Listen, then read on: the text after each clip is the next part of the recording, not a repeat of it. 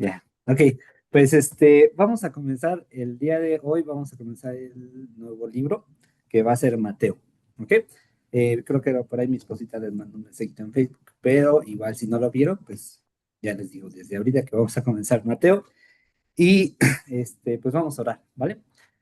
Señor, gracias te damos por este tiempo que nos permites tener como iglesia. Gracias porque nos permites leer tu palabra y meditar en ella. Ponemos este tiempo en tus manos. Y igual ponemos este inicio de este libro, que lo que podamos encontrar en él, que pues, sea para poder conocerte más y igual reafirmar nuestra fe, Dios, que podamos simplemente creer lo que está escrito en él y que pueda afirmar aquello que quizás habíamos escuchado alguna vez, pero no nos había hecho clic, pero que pues todas las cosas que podamos aprender de tu palabra, que sea para que nos podamos acercar más a ti, o más que cerca a ti, conocerte más a ti y ser agradables a ti. Igual para poder compartir nuestra fe con aquellos que no te conocen y que podamos seguir siendo esa iglesia que tú deseas que seamos, Señor. En nombre de Cristo Jesús. Amén. Ok, bueno, pues como introducción, pues de Mateo, primero que nada, Mateo fue escrito, vamos a ver un lenguaje que quizás no estemos muy relacionados con él, porque precisamente fue escrito específicamente para la parte de los judíos, para que ellos pudieran ver que Jesús no vino simplemente a crear una religión o a cambiarla o etcétera, sino que realmente era el cumplimiento exacto de todo lo que los profetas venían hablando. Entonces, para que ellos pudieran ver de que realmente él era el Mesías, no era simplemente un profeta más, no era simplemente como les comentaba, que quería fundar otra religión, sino que realmente era el Mesías. Entonces, algunas cosas que podemos llegar a encontrar en este libro quizás no nos suenen, o más bien no nos hagan sentido, porque no estamos acostumbrados a su contexto. Entonces, para eso sí vamos a tener que recurrir mucho al contexto en el cual más que contexto, a qué se quería referir por así decirlo, las tradiciones o lo que significaba para los judíos y que para nosotros no tiene como que sentido, ¿no? Entonces, es específicamente esto, pero igual va a estar haciendo precisamente estas comparaciones entre lo que es el Antiguo Testamento, o más bien haciendo un nombramiento al Antiguo Testamento para confirmar o para reafirmar lo que precisamente se está viendo, o más bien se vio en Jesús, para afirmar precisamente que Él es el Mesías. Entonces, debemos meditar precisamente en este libro, sabiendo que este lenguaje pues va a estar presente en esto y que precisamente tenemos que tener pues sí, el tiempo para poder meditar un poquito más o adentrarnos un poquito más en qué era lo que significaba realmente esto.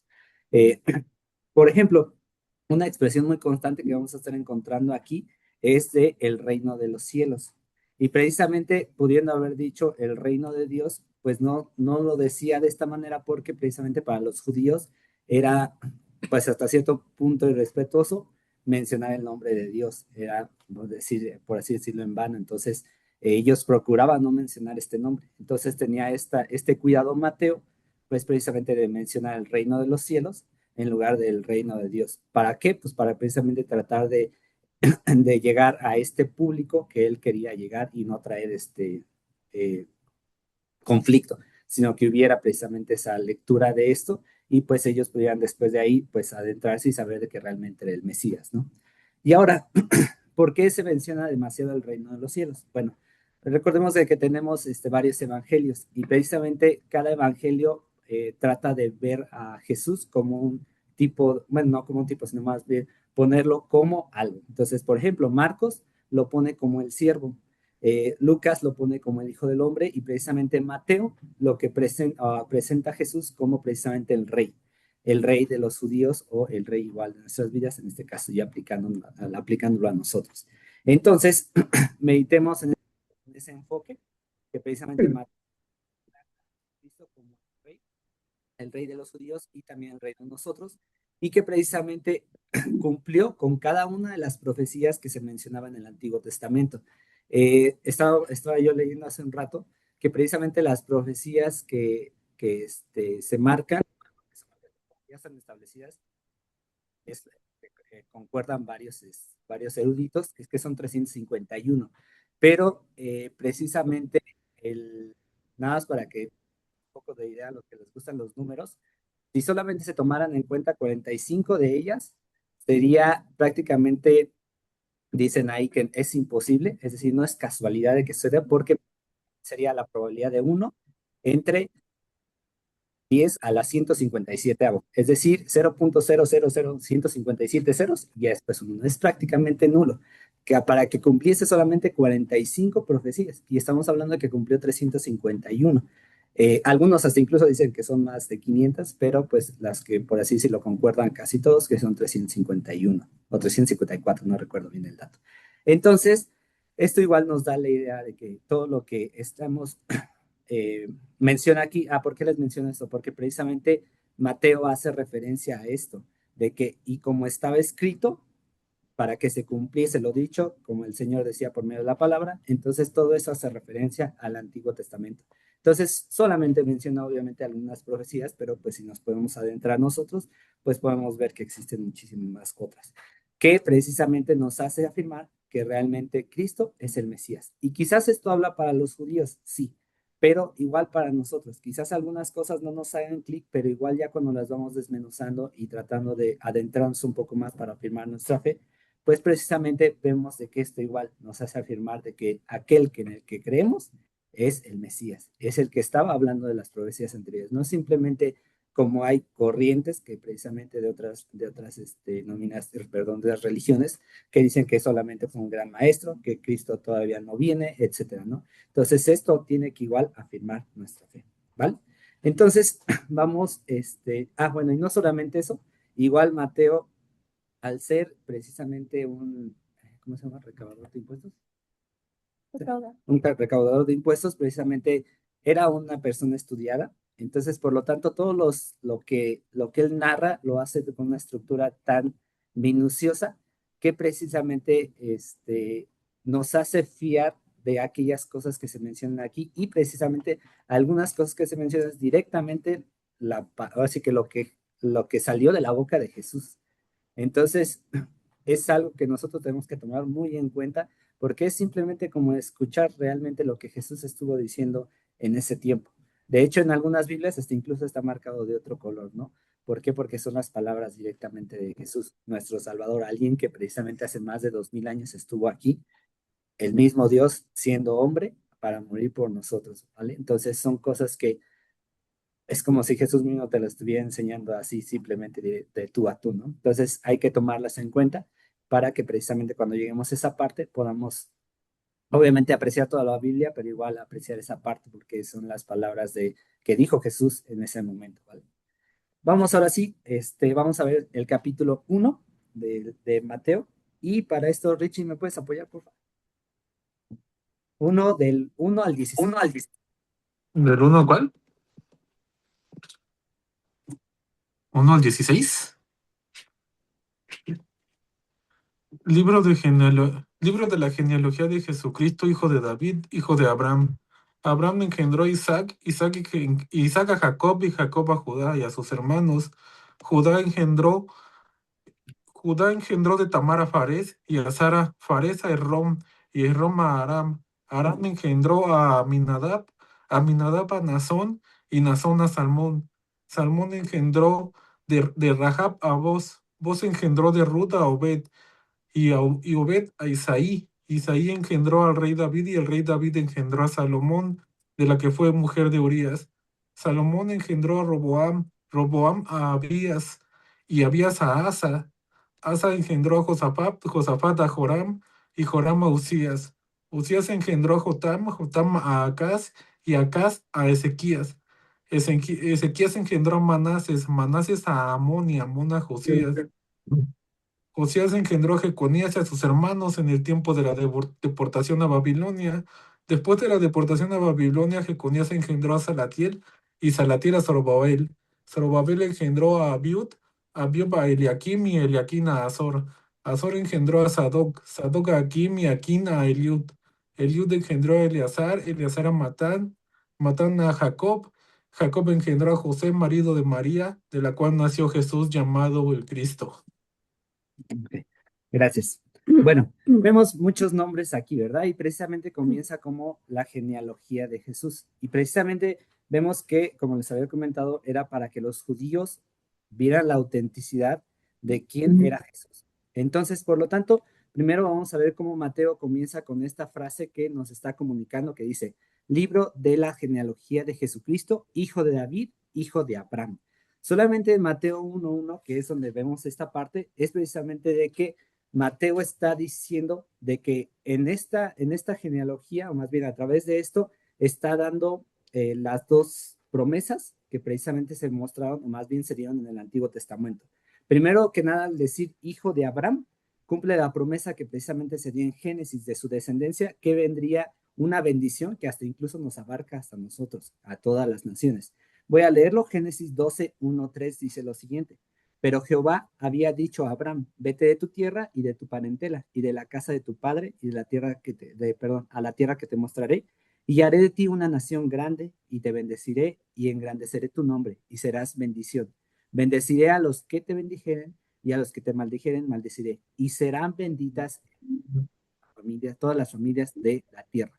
Entonces vemos esa primera parte por la cual comienza que dice precisamente el hijo de Abraham, y la otra es hijo de David, que es la segunda promesa que igual está escrita aquí. Es cumple la promesa que Dios prometió a David, que un descendiente suyo reinaría para siempre. Esto lo vemos en 2 Samuel 7:16, que dice, y será afirmada tu casa y tu reino para siempre delante del rostro, y tu trono será estable eternamente. Mateo está diciendo aquí, precisamente aquí está el rey legal de Israel. Cuando comienza con esta pequeña, bueno, con esta pequeña frase que precisamente dice que libro de las generaciones de Jesucristo, hijo de David, hijo de Abraham. Entonces, desde ahí está precisamente conectando directamente a Jesús con las promesas que precisamente se habían mencionado en el Antiguo Testamento. Ahora, ¿qué hay de las genealogías? La genealogía, precisamente, primero que nada, algo que podemos ver es de que Dios desde un principio guardó a la parte que tenía que ser para que se cumpliese esta voluntad y para que naciese Jesús de precisamente de David, o más bien desde Abraham y después pasando por David hasta llegar a Jesucristo. Entonces, cuando estaba yo precisamente meditando en eso, se me vinieron, cuando estaba enseñando a Adriana, que precisamente dijo que siempre Dios guarda un remanente de su iglesia, ¿no? Entonces, aquí como precisamente ahorita vamos a ver tres, cuatro casos que precisamente igual nos demuestran algo. Eh, Así como Dios guardó estas para que pudiesen hacer Jesús de esta genealogía, igual así Dios sigue guardando de la iglesia, sigue guardando ese remanente. Entonces podemos tener esta parte cierta de que Dios siempre tiene el control. Y así se pudiesen ocurrir cosas que a nuestros ojos no sabemos por qué, pues tenemos esta certeza de que Dios nos guarda y de que Dios está guardando a su iglesia. En este caso, pues podemos ver de que Dios guardó a cada uno para que pudiese llegar hasta que naciese Jesús, de acuerdo a lo que ya se había establecido desde antes. Entonces, esas cuatro cosas que precisamente podemos encontrar aquí en la genealogía estas cuatro personas son las siguientes: es Tamar, Rahab, Ruth y la mujer de Urías que menciona ahí. ¿Por qué quiero que veamos esto? Bueno, primero que nada, porque esto vino a romper algo que se realizaba en los tiempos bueno, más bien no en los tiempos, sino para los judíos. ¿Qué era lo que pasaba? Que en sí, para los judíos no se tenía por qué incluir a las mujeres en una línea de genealogías. Entonces, para esto, ¿qué era lo que traía? Pues rompía totalmente el pues sí, el estricto que traía los judíos, y que lo que trataba era que ver que rompían el orgullo judío y aparte la falsa piedad en la cual ellos vivían. ¿Por qué? Porque cada uno de estos nombres tiene algo que si dijéramos, pues Jesús tuvo que haber nacido de una línea que era, ¿cómo se dice? Perfecta, una línea que fuera totalmente de puros santos. No fue así.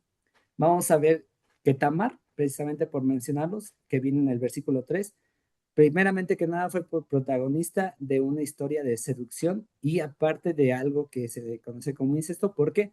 Porque precisamente tuvo relaciones con su suegro. Esto lo vemos nada más para mencionar en Génesis 38. Después de ahí vemos a Rahab, que no solo era una mujer extranjera, que era cananea, sino que también era una prostituta en Jericó. Entonces vemos en esta parte de que precisamente igual, pues hubo misericordia y precisamente hubo redención, o se redimió precisamente Entonces ahí igual entramos nosotros, porque no somos en teoría parte del principal pueblo que escogió Dios. Después de ahí vamos a Ruth, una mujer moabita, igual lo mismo. Era extranjera de una nación enemiga de Israel. De nuevo vemos cómo precisamente por gracia, pues no importando el pasado y todo eso, pues entró al pueblo de Israel. Y por último, la mujer de Urías, que hasta incluso no se menciona específicamente su nombre, pero sabemos que es Betsabe, porque fue la mujer de Urías, y que precisamente pues fue la mujer que tomó David, y precisamente a raíz de esto, pues precisamente igual fue la descendencia que tuvo para que pudiese nacer Jesús. Entonces, como les comento, al meter precisamente las mujeres en esta línea de sangre de Jesús, Mateo estaba tratando, bueno, no más bien tratando, sino quitando, destruyendo el orgullo y precisamente esta falsa piedad que luego traían los judíos. Entonces, ¿qué igual podemos ver de esto? De que, gracias a Dios, podemos ver estos personajes que están ahí y nosotros tener esperanza. ¿Por qué? Porque no eran santos perfectos, precisamente venían, o más bien se puede ver que eran familias totalmente con cicatrices, totalmente con pecado, que precisamente hasta incluso pudiese haber orgullo o incluso hasta personas excluidas. Esto que podemos ver, que precisamente la gracia de Dios limpia precisamente todos los pecados y por su gracia, vaya la redundancia, es de que nosotros podemos ser partícipes de su pueblo. Entonces, de la misma manera, pues nuestras familias, quizás nuestras familias no son perfectas, hasta incluso nosotros mismos no somos perfectos, algunos tenemos hasta incluso pues la batalla con cierto pecado, o hasta incluso pues podemos ver que nuestra familia se puede llegar a alejar, pero eso no importa de que, perdón, eso no importa, eso no excluye de que precisamente Dios quiere salvarlos, de que Dios quiere tocar nuestras vidas, de que Dios quiere redimirnos, de que Dios quiere igual que tanto nosotros como nuestra familia conozca de Cristo. Por allá Richie siempre está pidiendo por su familia. Igual nosotros les apuesto que siempre tenemos una parte de nuestra familia que nos conoce de Cristo y que no porque tengan cierta actitud, no porque tengan cierto pecado, no porque tengan cierto comportamiento, pues están apartados más bien están excluidos de que puedan ser salvos. No, al contrario, Dios, así como estas cuatro mujeres precisamente fueron añadidas al pueblo, igual nosotros fuimos añadidos, igual nuestras familias pueden ser añadidas si aceptan a Cristo Jesús como su Señor y Salvador. Entonces es bueno de que nosotros sigamos orando por nuestra familia y como les dije a un principio, esto nos da esperanza, esperanza en que precisamente tenemos un Dios de gracia, un Dios que puede llegar a tocar las vidas que incluso nosotros que digamos ellos ya no, en plano no tienen el por qué pues sí, porque conocer, pues precisamente vemos que un Dios de amor, y ese mismo Dios de amor tiene que ser igual a abundar el amor en nosotros para decir, no, si hay esperanza para mi familia, si hay esperanza para que ellos puedan conocer de Cristo, ¿vale? Entonces la gracia de Dios limpia el pasado y añade precisamente a aquellos que reconocen a Cristo como Señor y Salvador al pueblo escogido, bueno, al pueblo de Dios más bien.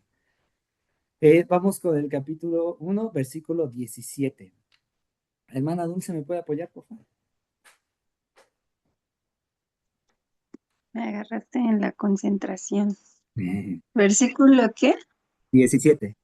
Mateo, ¿Siete?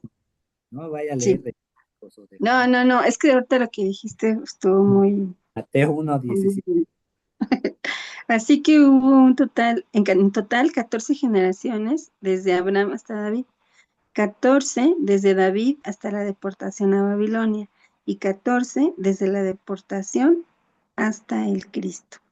Ok, gracias. El 14 era su número de las... Ay, no es cierto. No, el 14... Primero que nada, aquí podemos ver de que dices, pues el 14, ¿qué onda, no? O sea, yo cuando primero que leí dije, 14, ¿y qué 14 de qué? Ok, hasta dije, bueno, pues ya, ¿no? Comenzando a leer y todo eso. Precisamente es aquí donde para los judíos era importante. Para nosotros que quizás, pues dices, pues el 14, ni hablando del fútbol, no hay un 14 de selección mexicana o algo así, ¿no? Pero para ellos sí es algo importante. Primero que nada, cuando Mateo está hablando, este código, por así decirlo, que para nosotros no es importante, que mencionar 14, 14, 14, está mencionando precisamente el nombre de David, David, David. Y es precisamente como le están diciendo, ahorita le explico por qué decía David, David, David, es que para los judíos les está diciendo, miren, estas son las credenciales. Prácticamente las matemáticas que son estas están diciendo de que aquel que nació de todas estas 14 generaciones, 14, 14, 14, es porque es el David, pero ahora sin pecado. Es el Mesías, es el que tanto estamos esperando.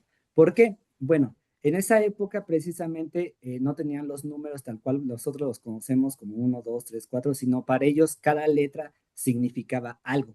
Entonces, déjenme aquí, en el hebreo, precisamente David se escribe con las tres letras que es D, que significa Dalet, V, que significa Bab, y la otra vez D, que significa Dalet.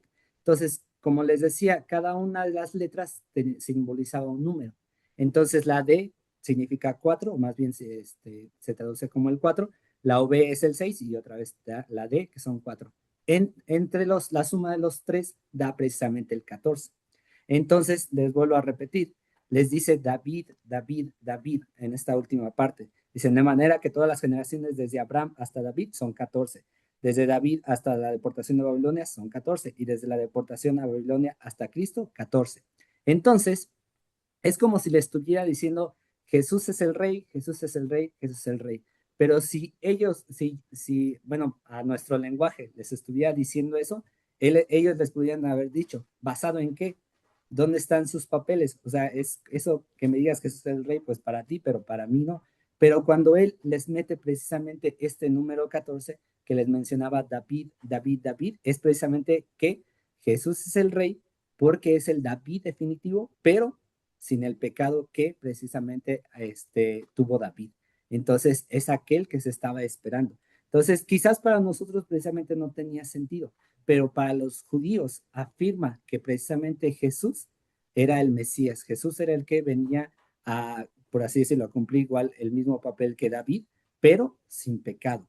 Ahora, eso como nosotros, bueno, en nosotros igual quizás no digamos, el 14 no significa nada para nosotros, pero si está afirmando eso para los judíos, entonces igual para nosotros nos está afirmando de que realmente Él era el Mesías. Él era aquel que pues a través de toda la descendencia que hubo y a pesar de que fueron para acá, que los trajeron para allá y todo eso, siguió guardando la genealogía y es Jesús, aquel que esperábamos para que fuera nuestro Salvador y que precisamente salvó al pueblo, bueno, más bien más bien los judíos pensaban que iba a venir como un rey a gobernar y todo eso, pero gracias a Dios que el Evangelio se extendió a nosotros y el Espíritu Santo nos reveló de que sí, Él era el Mesías y de que murió, pero resucitó, y de que sí, va a venir con su reino y su reino se va a establecer, pero no quiere decir de que lo iba a hacer a la manera que nosotros creíamos, pero sí de que va a regresar.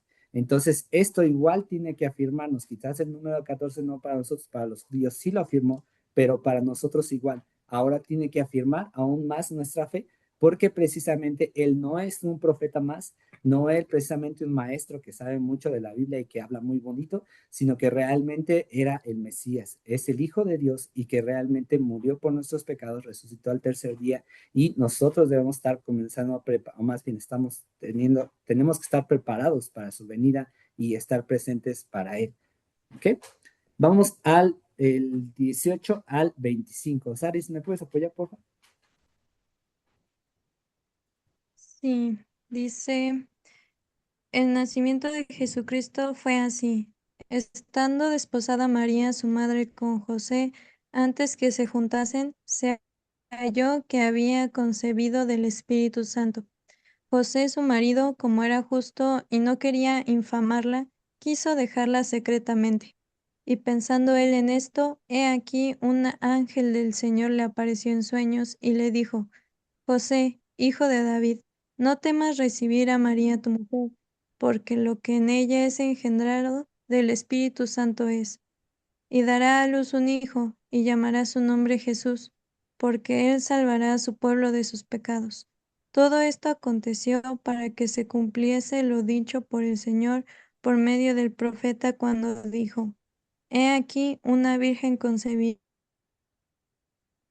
a un hijo, y llamará su nombre Emmanuel, que traducido es Dios con nosotros. Y despertando José del sueño, hizo como el ángel del Señor le había mandado, y recibió, pero no la conoció hasta que a su hijo primogénito y le puso por nombre Jesús.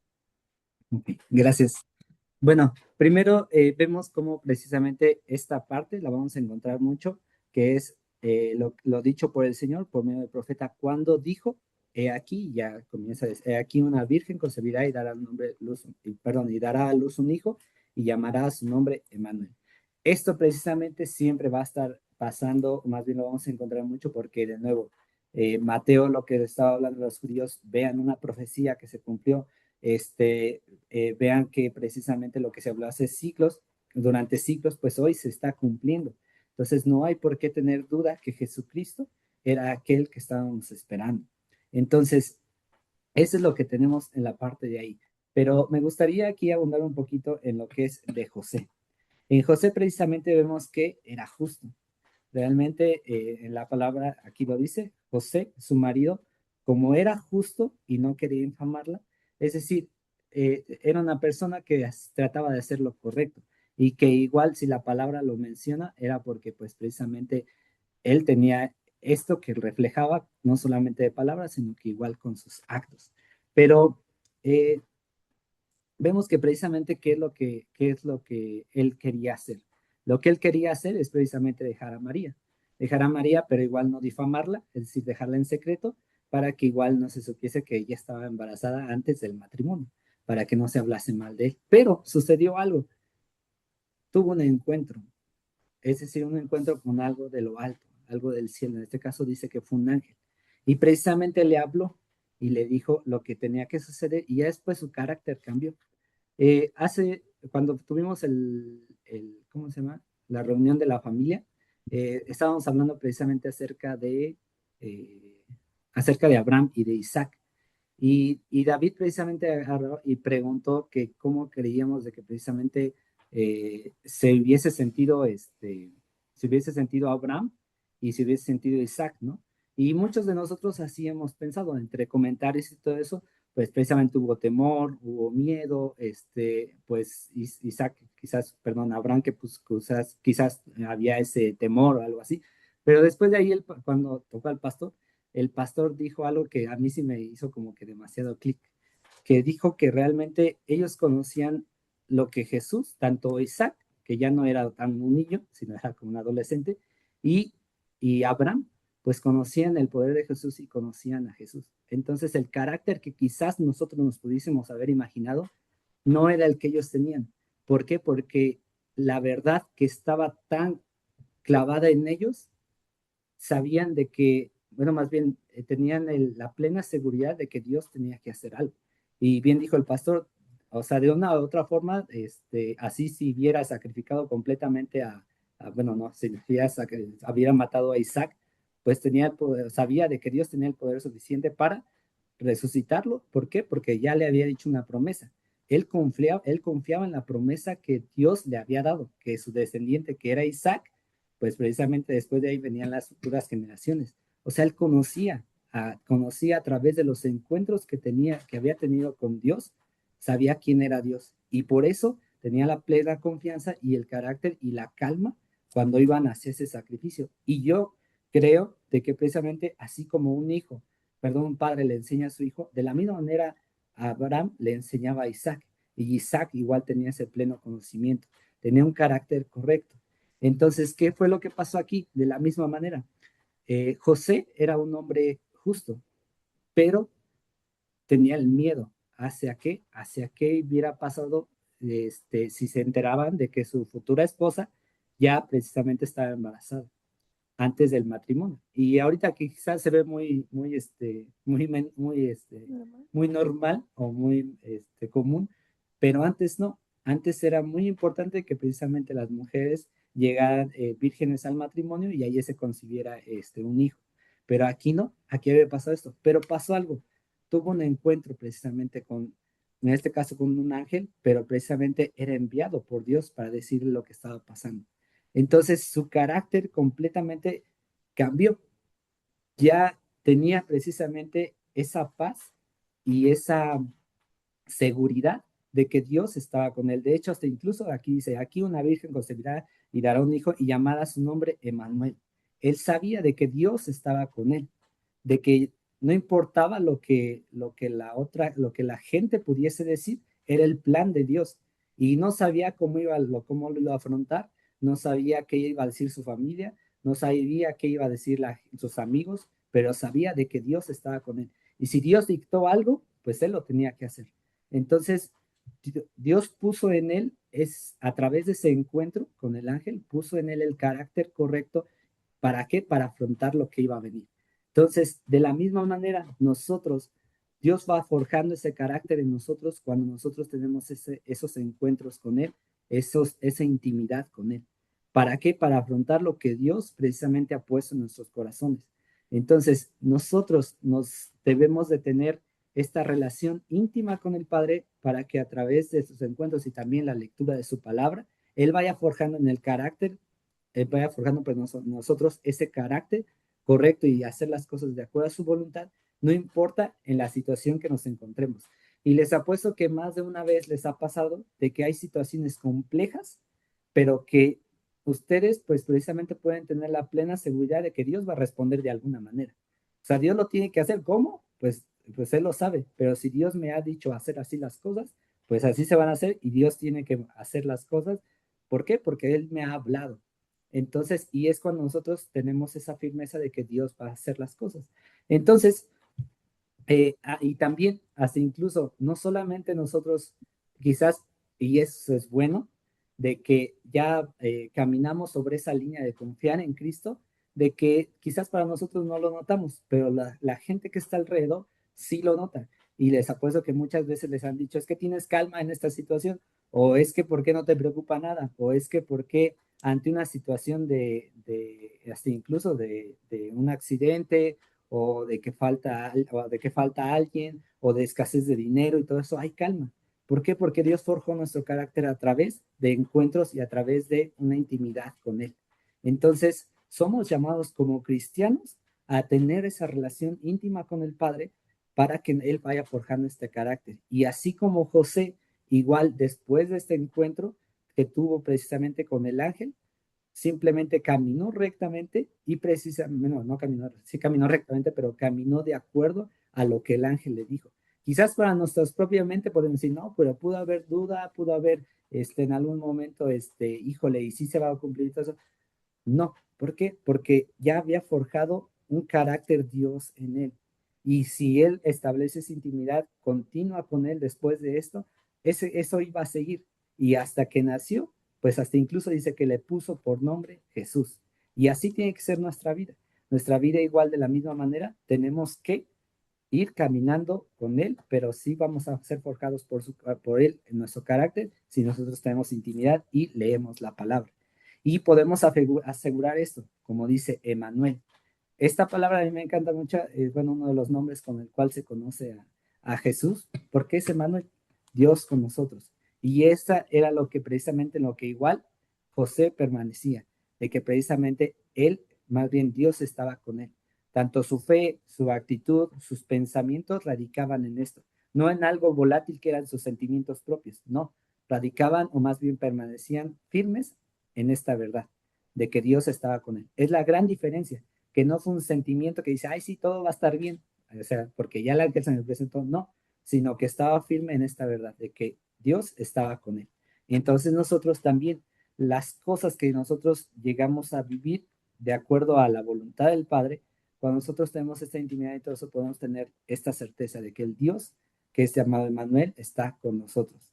Y precisamente vamos, así que con Él y no hay nada que nos llegue a faltar, no hay nada que nos llegue bueno, allí no tiene que haber nada que tengamos que flaquear, porque tenemos que vivir en esta verdad. Pero repito, solamente se va a lograr cuando precisamente tenemos esa relación con Él y esa lectura de la palabra, porque de otra manera no. De otra manera sí pueden llegar a ser eso solamente sentimientos de que todo va a estar bien. Y eso no es. El cambio precisamente o la firmeza se logra a través del Espíritu Santo y el Espíritu Santo habla a través de la palabra y la relación que tenemos con Él. ¿Vale? Pues con esto terminamos y ya nada más vamos a orar. Si me puede apoyar Gaby, por favor. ¿Sí estás ahí? Sí, sí, ya Sí, te. Nos puedes apoyando a orar para que nuestra fe en Cristo sea mayor afirmada a través de ahora que vamos a estar leyendo Mateo y podemos ver de que todas las cosas que se dijeron del Mesías en el Antiguo Testamento se vinieron a cumplir en esta parte que menciona Mateo y que para nosotros como cristianos nos ayuda a afirmar más la fe de quién es realmente Cristo. Y la otra es de que apartemos tiempo para que nuestra relación con Cristo crezca y el carácter sea moldeado para que así como José, pues igual podemos permanecer firmes en aquellas indicaciones que luego nos da él, ¿vale? sí. Bendito Dios y Padre nuestro, gracias te damos porque eres bueno. Gracias por esta noche, gracias por tu cuidado, Dios. Hoy nos acercamos a ti, Señor, pidiendo, Señor, que nos dé sabiduría, Señor, para entender tu palabra, guardarla en nuestro corazón, Señor, y poderla poner en práctica. Que podamos recordar y reconocer y ser agradecidos, Señor, por la venida de nuestro Señor Jesucristo a nuestras vidas, Señor, a este mundo, a traer salvación y vida eterna, Señor. Te agradecemos, Señor, el que tú siempre estés con nosotros y que seas tú, Señor, quien nos da esa seguridad, Señor, de esa fe. Permite, Señor, afirmar nuestros pasos en ti, en tu palabra, Señor, en ti que eres el Mesías, el Cristo prometido, Dios.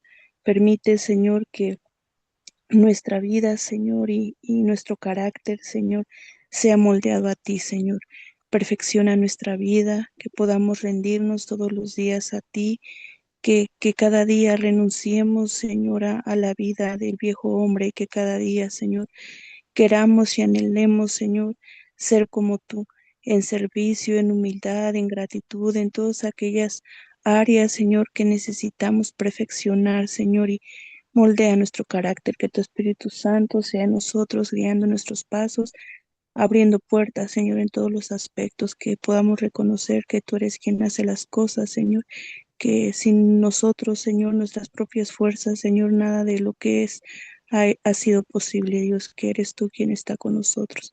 Permite, Señor, que por medio de tu palabra y de este estudio, Señor, podamos aprender de ti, podamos, Señor, poder conocer a Jesús de una manera tan extraordinaria, Señor, que nuestra vida verdaderamente refleje, Señor, que tú estás en nosotros, que Jesús está en nuestro corazón, que Jesús es y seguirá siendo, Señor, nuestro Padre, nuestro Dios en nuestra vida y que siempre podamos glorificar y exaltar tu nombre con nuestras palabras, con nuestras acciones, con nuestros hechos, Dios.